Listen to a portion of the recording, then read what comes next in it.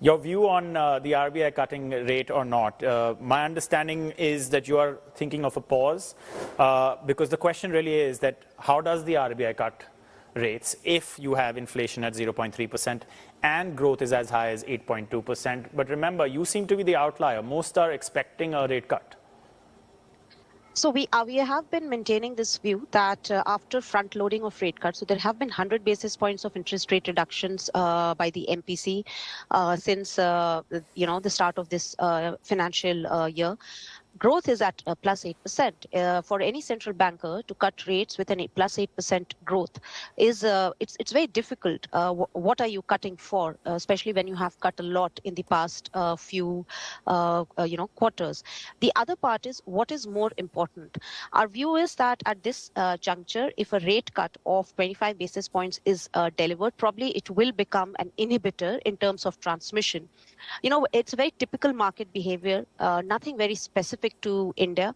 But as we approach the end of easing cycle and when the last rate cut is delivered or market interprets it as the last rate cut, they start taking yields higher. Then if that is the case, then the point of delivering a rate cut of 25 basis points in December, in our view, will actually be counterproductive. Thus, our view is that they should keep rates on hold, indicate that there is still some space to ease rates, but at the same time focus a lot more on liquidity, which has dwindled significantly in terms of surplus size because of the intervention by RBI in the FX market. So more importance should be given in our view to liquidity injection rather than rate reduction.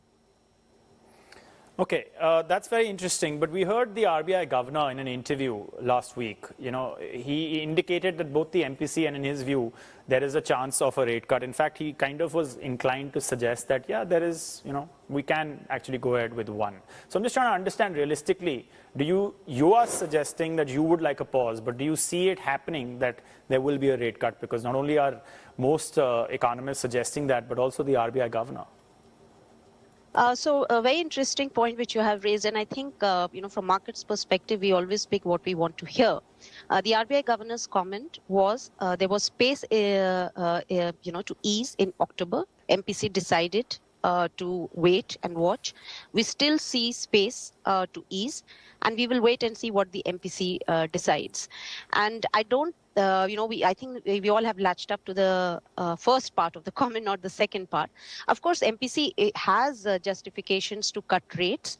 And if they decide, they can definitely cut rates and we can be proven wrong. But the main question is, what is the utility of delivering a rate cut when it will not get passed on to the economy? And when there is a lot more urgent requirement to inject liquidity rather than cut rates.